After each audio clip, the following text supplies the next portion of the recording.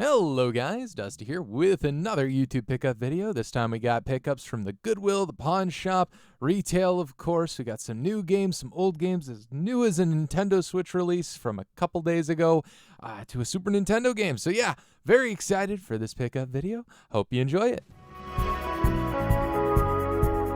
So moving right into the pickups here, we've got my first pickup of this cycle, I guess. This is one that I had ordered very early this year, and it took its sweet time getting here from Target, but eventually, I don't know if it was just a stock issue. I'd heard there was stock issues with this particular amiibo, but this is an amiibo that I particularly wanted, and it's Byleth from Fire Emblem. Now, Fire Emblem Three Houses. Now, I did play Three Houses on the Switch. I absolutely loved it, so I really wanted this amiibo because, first of all, look at how nice that amiibo looks, and second of all, of course, it's cool to have some sort of Fire Emblem figure. So yeah, because I did not have any before. So this will be going in my modest yet, kind of curated amiibo collection of amiibos that I really want to have.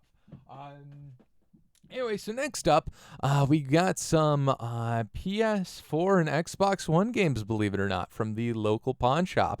And they were selling them for $4 a piece. They have since raised their prices to $6 a piece since then, but they dropped them from being individually priced to $4 each. So I managed to go ahead and scoop up some of these games, some of the games that I was kind of interested in. And that being said, eventually, I'll hopefully find more games at the pawn shop in the future here. But for now, I've got these. So, for starters, we'll just go ahead and start with the Xbox One games. We've got SpongeBob SquarePants Battle for Bikini Bottom Rehydrated. Now, I grew up with the original game on the GameCube. I didn't really jump right into buying the rehydrated version, honestly, just because I'd heard that it's okay. I figured I'd pick it up on sale at some point. I wasn't really in an extreme rush to go out and grab it, and I kind of wanted to wait for the right deal, and I figure $4 is just about as good of a deal as it gets, so I went ahead and got that one. And then we've got some Warriors series games. In fact, a lot of Warriors series games in this stack here. We've got Dynasty Warriors 9.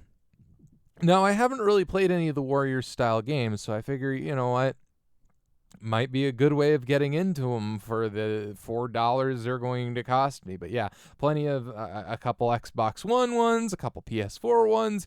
Maybe this will give me an excuse to turn on my Xbox One. Who knows? I haven't really turned that one on in a very long time, so we'll see we'll see kind of where having the games take us. Maybe I'll have an itch to play them eventually. I don't know. But we also got Warrior Orochi 3 Ultimate.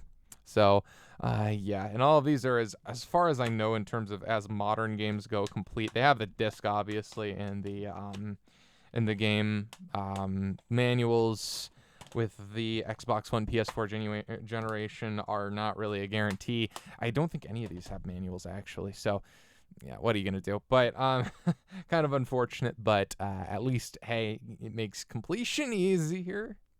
Maybe. I don't know. But anyway, for PS4 side of things, we got new Gundam Breaker.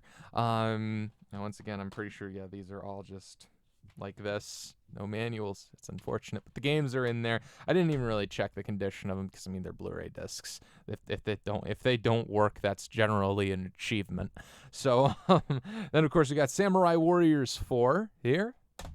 Samurai Warriors 4 2. Samurai Warriors 4 Empires. And we also got Nioh 2. Now, I've heard a lot of good things from Nioh. Of course, it's from Team Ninja, and they are known for very good work. And I had the month that I got this, the first game was a PS Plus game. So I downloaded that one, have not played it yet, but I figure if I enjoy that one, then I will have Nioh 2 to get right into. So that's why I bought that one, because Nioh 1 was also there. I just didn't buy it because I figured, this is a good enough stack for right now, and I can go back and pick up any of the ones I missed later. And then sure enough, they raised the price $2 right after I make that resolution. So That's pretty much how things go for me, isn't it? But anyway, moving right into the next pickups here, we've got none other than a game that is that was very popular for a short while, and then of course now has a physical release. Doki Doki Literature Club Plus. Now the Plus version basically comes with bonus tracks, side story things. If you've never played this game, look into it. It's definitely a interesting experience, to say the least, and something that, I wanted to have the physical version of. And for $30 US, and it also, by the way, comes with like a whole bunch of little nice feely things. So there's the inside, and it's like a really clever looking layout of the case if you know the story. But you've got, of course, a business card, I guess, from Metaverse Enterprise Solutions. You're in good company. Yeah, that's good. I don't know if you can read that there. Camera's having a hard time focusing on it because it's a little too bright, but that's okay. Then you get a Literature Club membership card. You get a download code for the soundtrack on a little floppy disk paper, which I'm not going to show you because I haven't downloaded it yet. And you get a sticker sheet. You get a little bonus poem, and then you get character standees, of course. And then my other light just went out, so I have to... Come on. There we go. Yeah. Well, that's a nice little things for your $30 for sure. Because, the original release of the game was, of course, free on Steam. But, I got so much enjoyment playing it myself and watching other people enjoy it. I wanted to support the devs. So, I went ahead and bought it on the Nintendo Switch. So, yeah. That's definitely a pickup right there. Then we've got a nice little stack of just random games I found at the Goodwill, at $2 a piece as usual.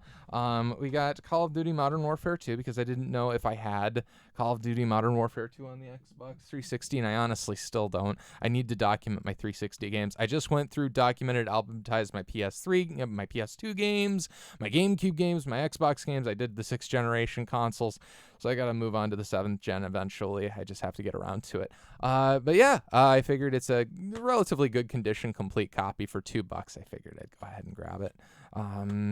And it also comes with free $15 value, 5 bonus map stimulus pack, which I assume that the code's probably not even in here, to be completely honest with you. Nope, it's not. Wait, no, it's maybe it's that. Maybe, I don't know. It's probably long dead by now. So it doesn't really matter anyway. But anyway, we also got Splinter Cell Chaos Theory for the Xbox, which I don't think I had Chaos Theory on the Xbox before. I think I had it on like PS2 and GameCube, just not on the Xbox before. And it is a System Link compatible game, so I want to get all of those physical. So yeah, I went ahead and picked it up. And then we also got this one because it was $2 in good shape. Jeep Thrills, which I'm sure is going to be a properly really good game from our favorite developer, DSiWare, DSi Games or whatever. DSiWare is the DSi service on Nintendo consoles. But anyway, this exists and I own it now, so I can't go back from that. It's complete. Manual's a little like crumply, I guess, but yeah, $2. Why not? It's a PS2 game I didn't have. Those are getting very, very difficult to find because I have most of the common ones now. So, yeah, it's been rarer and rarer for me to go out and actually pick up PSP and PS2 games just because I have most of the ones that like are everywhere. So it's like, well, I already have them. It's very rare that I find, a game that I don't have for the PS2, which are the ones that you kind of want, So that's kind of unfortunate, but what are you going to do, Now, this is, I believe, another batch of Goodwill games here. We've got, and I think this is all in one trip, if I remember correctly. We got Rainbow Six 3 Squad-Based Counter-Terror, which is also, I believe, a System Link. Yes, it is a System Link game, and it is complete in good shape, so I figured I'd go ahead and grab that, add it to the System Link collection because I did not have it before. A game that I also did not have before on the Wii was GoldenEye 007. I did not have GoldenEye 007 on the Wii. So I would like to get the box version eventually with the gold controller. But for now, yeah, this exists and I have it, and it was $2. As usual, all these games are $2 from the Goodwill. Sometimes they're not, and I'll let you know if they're not. But yeah, right now these ones were $2. And we got 2002 World Outlaws Sprint Cars, which looked interesting enough to be worth picking up for $2, and it was in complete good shape. So went ahead and grabbed it. For some random PS3 and Xbox action, we've got Two Worlds 2. I'd never heard of it before. It was $2, so I went ahead and bought it. There you go. That's the story behind that. And then we also got Lord of the Rings War in the North, which I remember hearing about this game when it came out. I can't remember if I heard good things or not good things, but it exists, and it has this nice little pleasing foil cover on it. So that is very difficult to capture with the camera. So that's wonderful. And it is complete in good shape. So can't complain. All right, so next batch of games we got here was just one little trip to the Goodwill. I found two GameCube games that, I don't know if it was they were picked through situation, which is always disappointing, but there were GameCube games I didn't really particularly need. But this is kind of the weird thing that is just, it is what it is nowadays. I think that the Goodwills are far too picked through nowadays, and sometimes I will buy the remnants of good things just to decrease other people's hope. Does that make me an evil person? Yes.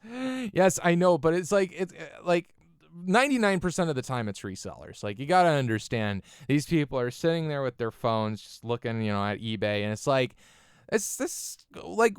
there's so many better things you can do nowadays with your time to make extra money. Why go to Goodwills and 99.9% of the time not find anything worth buying? I just don't understand. Like, it's just a losing proposition. If I didn't just enjoy the hunt, like, it's not even about getting the games anywhere. It's about being able to go out and find games. Like, if it was just for what I found, if it was just a means to an ends, if it was about the destination and not the journey, guys, I would have stopped doing this years ago. All right, like, the fact of the matter is there's just not enough there to justify going into the Goodwill every day, multiple times a day, trying to stock pickups in essence. So, yeah, I just do this because I enjoy the hunt, if that makes any sense. So, yeah, I don't understand resellers anymore. But yeah, that's why I buy some of these random GameCube games, or random signs of that there were good things there, is just because I want to discourage the resellers so that they don't see that, oh, I just missed something, I have to try harder. Does that make any sense? Let me know in the comments. Does that make me an evil person? Let me know in the comments. Anyway, we got Madden 2005 on the GameCube for $2, which I figure, at that, and I figure, like, a GameCube case that is in functionally adequate condition is honestly, like, worth the price of admission for $2 at this point. I can take this GameCube case that's in good condition and put another game in it. There you go. And then we got WWE Crush Hour, which, I would have been excited if I didn't already have this, honestly. But I do already have this in better condition than this copy. So, yeah, I mean, it's just going to go into the sell stack or trade stack or whatever. Probably just going to start selling so I can actually afford to keep on buying new games, because as you will see in a rant later in this video, I'm sure that I will remember to make, collector's editions prices for what you get are getting ridiculous. Anyway, moving right along, we got just a random out of the blue pickup. This is actually after I documented all my PS2 games, which made me realize that I did not own ATV Off-Road Fury 2. I think I own ATV Off-Road Fury 1, 3, and 4, just didn't own 2, so I went ahead and picked this up for $2 in good condition because I didn't have it before. And I do like these little ATV racing games sometimes. They're just kind of simple, dumb fun, but I enjoy them. Anyway, we're going to go ahead and move these out of the way if we can without, like, knocking my entire room over. And we're going to move right along to more GameCube games. Yes, we've actually found, like, kind of a trickling of GameCube games today. This I would say the last 2 weeks. Like, most of these pickups have actually been, like, I would say starting with that last round in the last few weeks. So the pickups have been getting a little bit better than they were for a couple months, if that makes any sense, since I made my update. Well, not necessarily since I made my update video. This kind of recently finding video games has kind of reassured my my drive, I guess, to find video games, if that makes any sense. I don't think that makes any sense. Anyway, we got 3 GameCube games, and the cool thing about these GameCube games are they are variations of GameCube games that I already owned, but I didn't own these particular Player's Choice variants. I had the black label of all of these. So we got Sims busting out for $2. It's not, anything fancy. It's just the case and the disc. Well, it was $2. We got Finding Nemo, which I didn't notice, but is a little water damaged. The irony is not lost on me with Finding Nemo being water damaged, but it is greatest hits and it has the disc in there. So there you go. And then Shrek is 2 as well. Shrek 2 is, I should say, as well. I did not notice that, I guess. But yeah, these have a little bit of water damage to them. A little unfortunate, but $2 once again. What are you going to do? They're GameCube games for me to put on the shelf next to the other GameCube game. I don't even know. I don't know what I'm doing anymore, guys. But it's nice to get some of those kind of like odd shovelware games, like the variations that I don't have. Because for those of you who don't know or who are new to the channel, I do really go for it, particularly with GameCube. I do want to get every single release of every game. So it's not only about getting every game on the console, but it's also getting the greatest hits version, the non-greatest hits version. Like Smash, there's 3 releases. There's the original bestseller and greatest hits, which fortunately I have all of them now.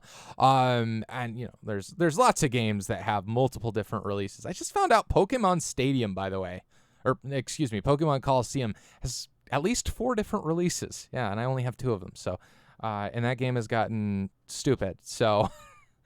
Kind of unfortunately, but all GameCube games have gotten stupid lately, and it's unfortunate because I'm only halfway through getting all the GameCube games I want. So, yeah, we're still gonna go for it. We're still trying, but it's difficult. Anyway, in other news, we found the actual first round of cartridge games, console cartridge games, I should say, not just like portable cartridge games. I have found in a really long time.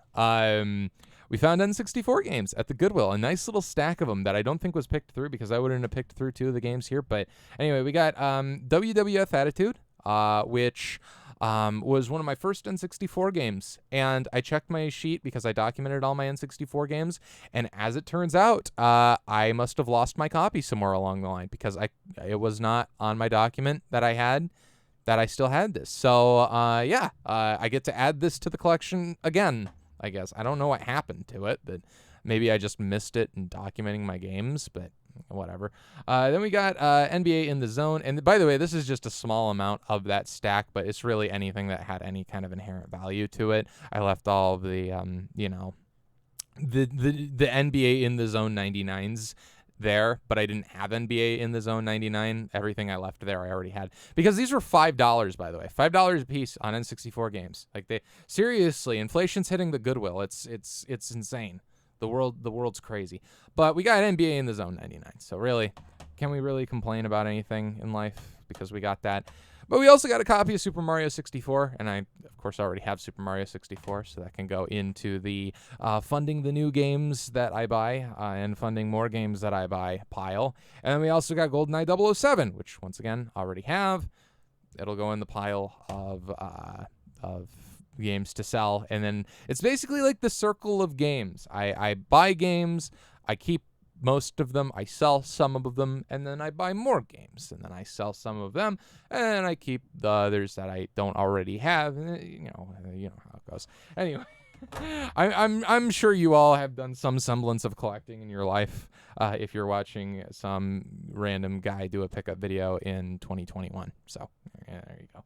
But anyway, we got a random pickup that is also water damaged, but it is a GameCube game that I did not have before, so I was like, $2. just to get it out of the Goodwill, so nobody is like, GameCube games, they have those here sometimes. As I kind of articulated before, we got Dora the Explorer Journey to the Purple Planet. Once again, you can see it's visibly water damaged, but it is complete, and the manual, I believe, was actually in like usable shape, so that's nice. So if anything, this could be a copy that I could just buy a case and disc for, or just a case for, or whatever. So at least there's that. I really try to justify that my purchases the best I can, and I can't most of the time.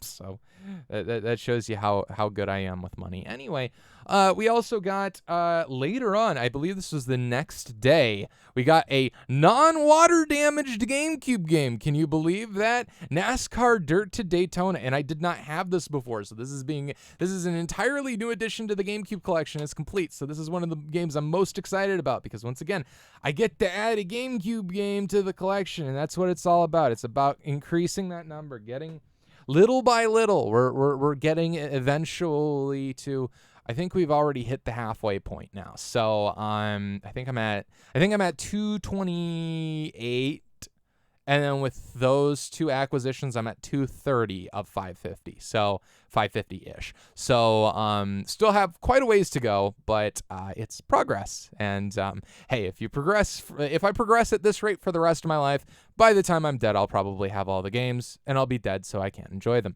Anyway, the collector's dilemma, isn't it? So yeah, next up we got a nice little stack of random games from the Goodwill, and these are really random, from Xbox 360 to Wii to PlayStation 2. But I'll just start with the Xbox 360 games, because honestly, they're way less exciting than the rest of them. We have a damaged copy of Bayonetta, properly water damaged copy of Bayonetta. Now, the reason why I bought this is because I wanted to play Bayonetta at one point or another, and I couldn't remember if I had the 360 version. I have a beautiful condition copy of the Xbox 360 version, so yeah, I have to figure out something to do with this now. Yeah, there you go. Once again, very good with money. Yeah.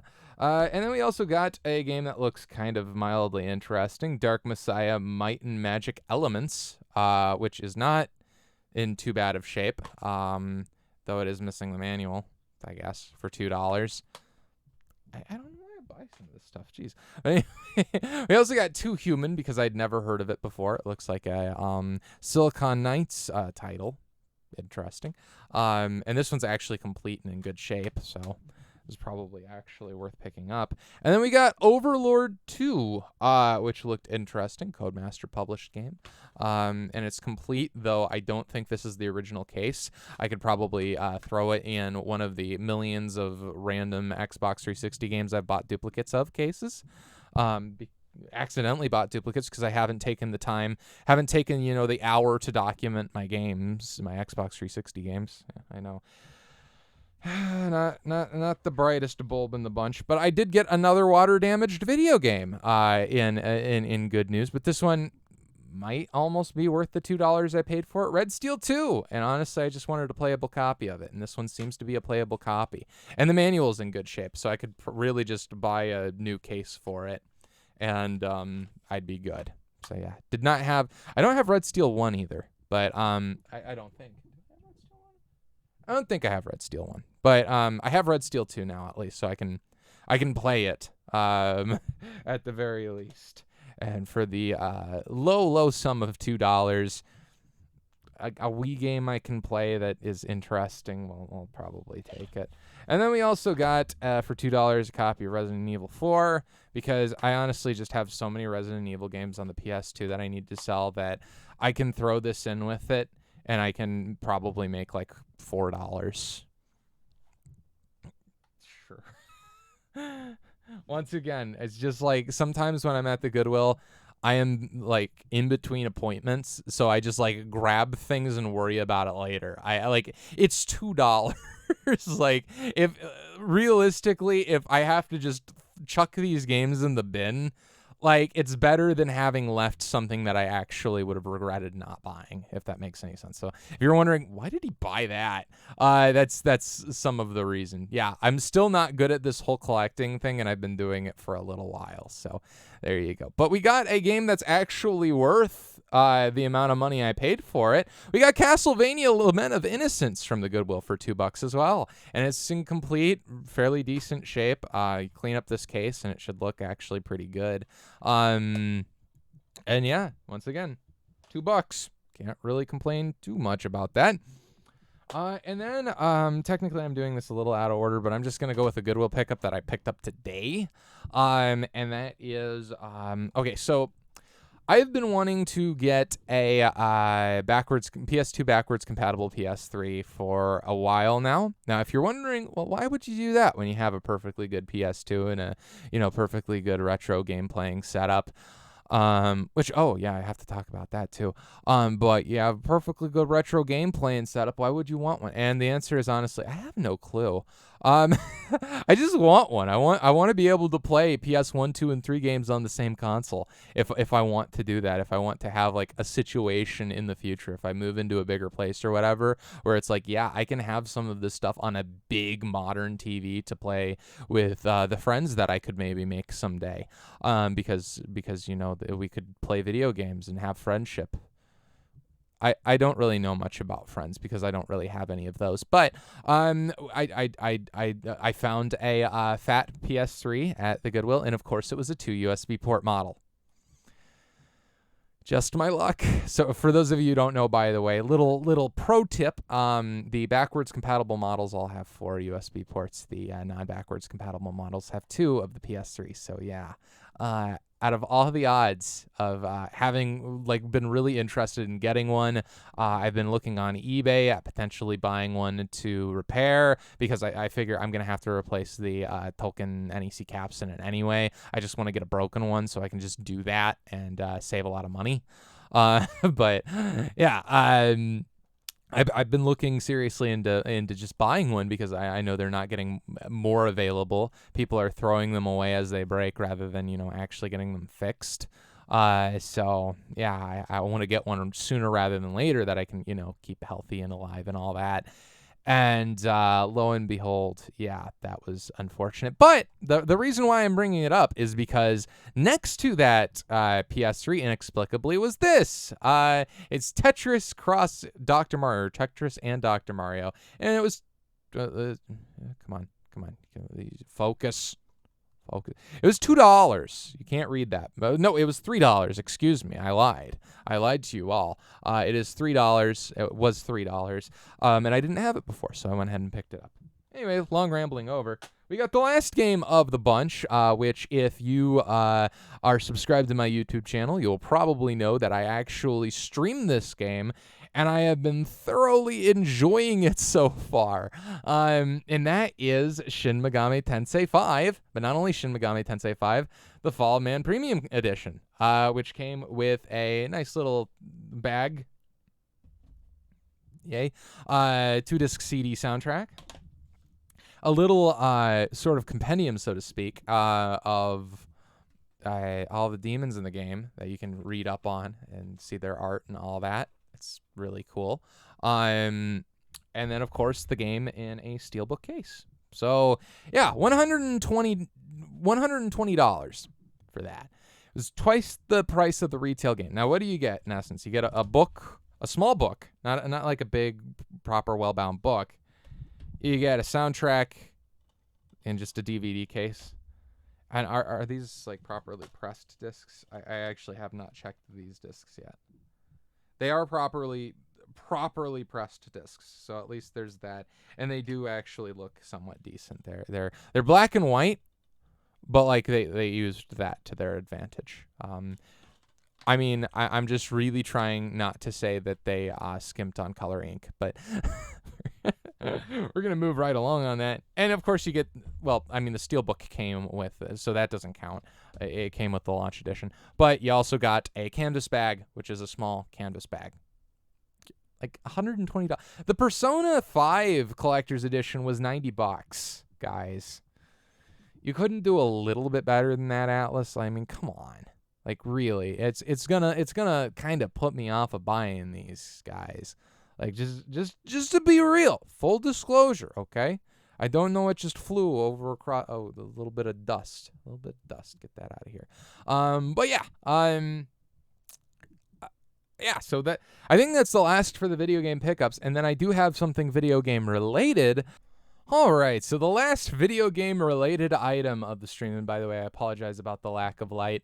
I had to unplug my light and move it out of the way to get this, but you'll just have to, I'll just describe it in excruciating detail to you. No, I'm just going to show it to you and hopefully you can see it. But we got the Persona 5 Royal 3-disc vinyl soundtrack. Yeah.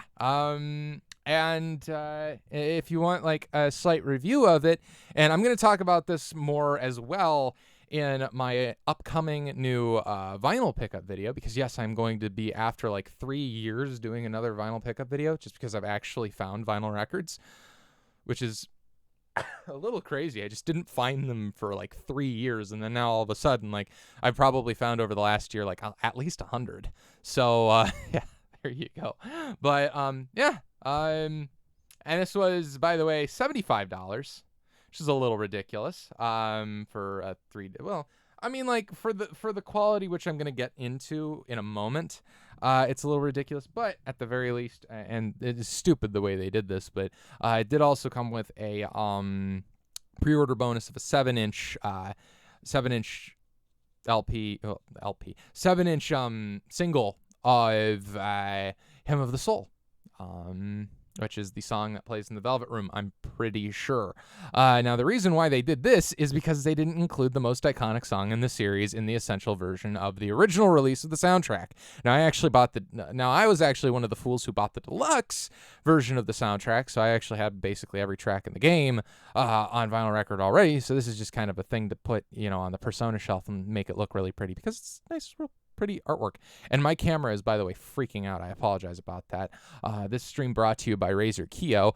Yeah, if you want a webcam that has countless firmware issues, a really weird grainy picture, and doesn't know what to do with any amount of light, for that matter, go ahead and buy a Razer Kiyo. You can use promo code piece of crap in the checkout to regret your life decisions. There we go.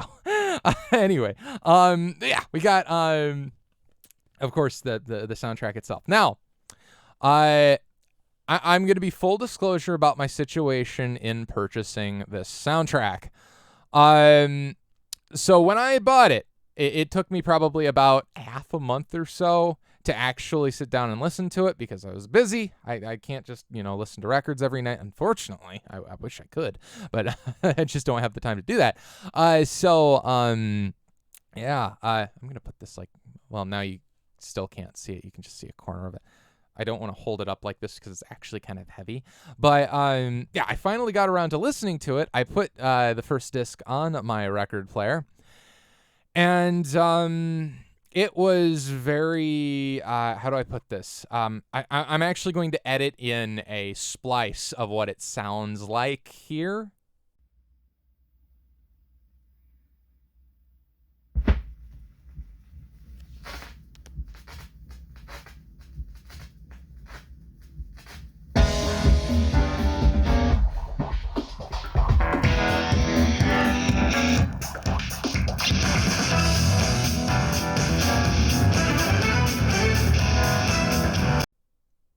So you can see or hear well,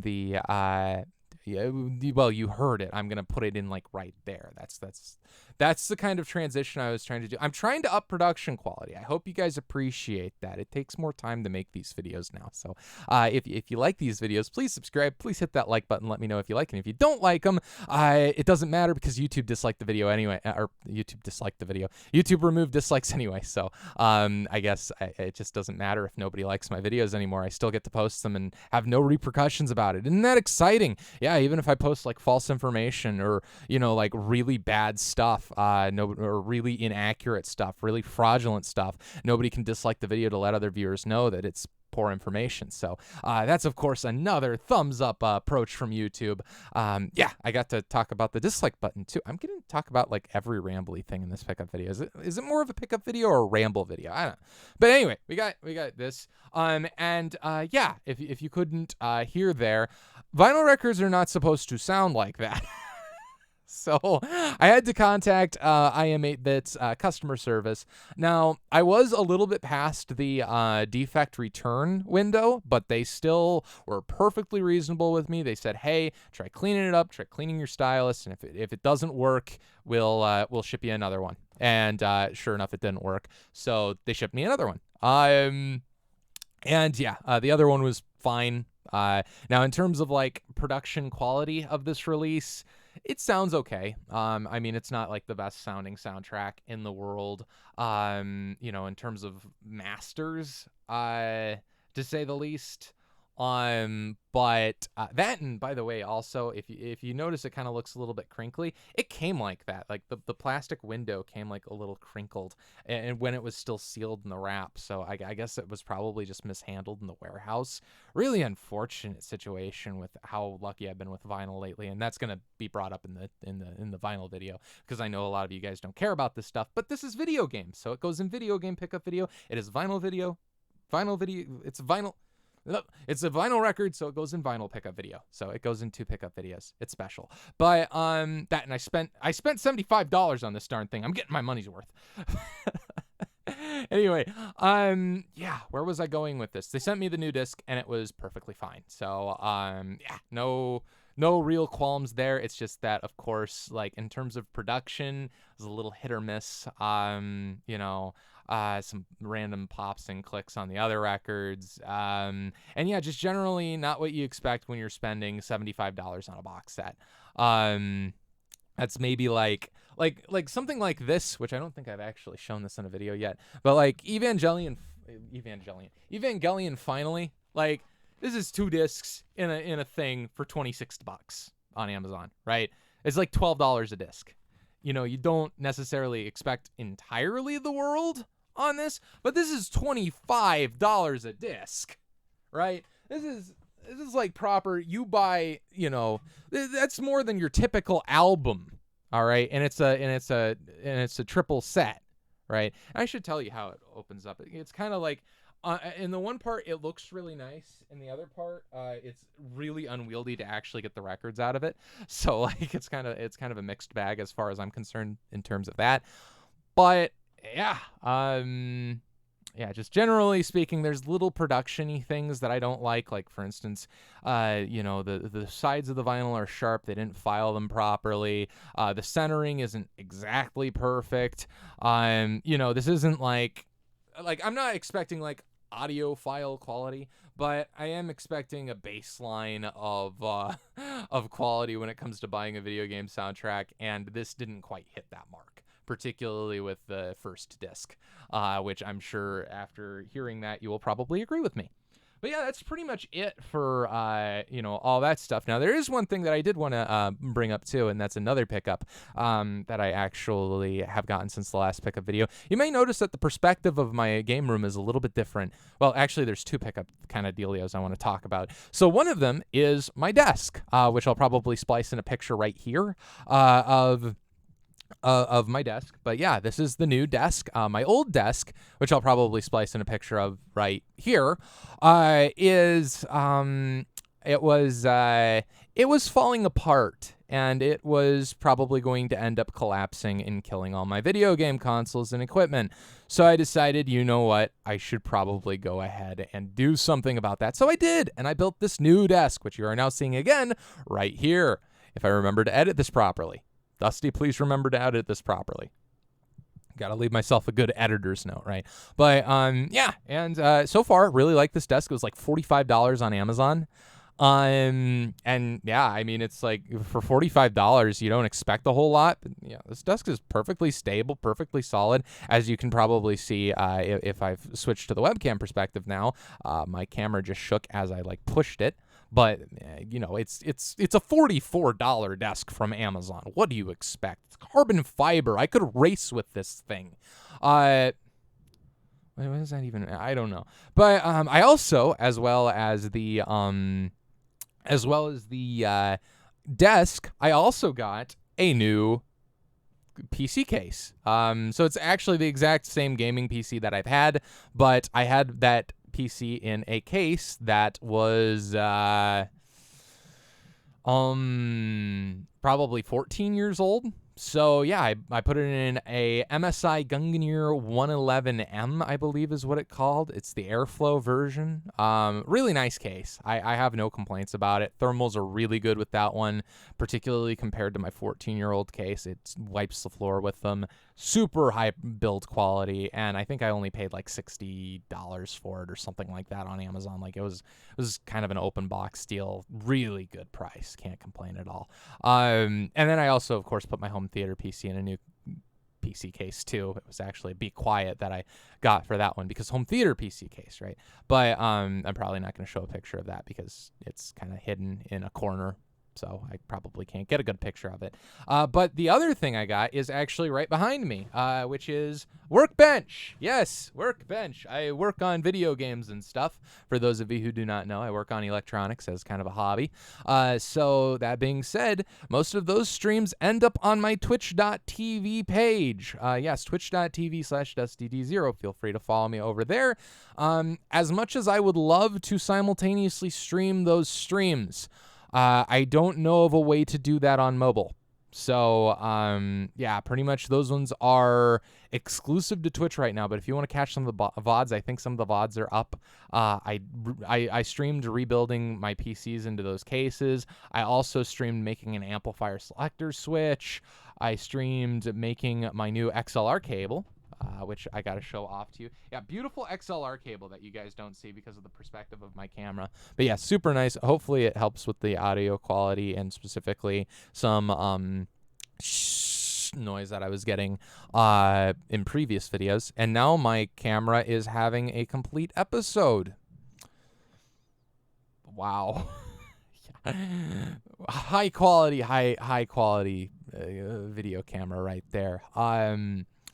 Yeah, I think that's pretty much it in terms of pickups, though. So, yeah, I apologize about the little rambliness at the end, but I do appreciate y'all watching this far. If you did end up watching this far, if you did watch this far, feel free to give the video a like, just to let the YouTube algorithm gods know that, like, somebody actually watches these videos. And if you disliked it, once again, it doesn't matter. Because your opinion is meaningless to the faceless corporation that is Google. So, yeah, and if you want to comment on anything production-wise, if you want to comment any suggestions of future video ideas, comments also, of course, help with the YouTube algorithm. I'm really trying to kind of bolster viewership now that I've gotten back into this, a little bit more invested, so to speak. You can feel free to leave a comment, even just if it's good work, keep up kind of situation. It's whatever. I know I'm bad at that myself. I need to get better at just leaving creators that I like comments. But it's something that I will definitely work on myself. But yeah, it's not something you're obligated to do. It's just if you feel like doing that. If you don't, it's fine too. You're an adult. You can choose what you do with your own computer. Anyway, this has been Dusty. Thank you guys for watching, and I hope to see y'all next time. Take it easy.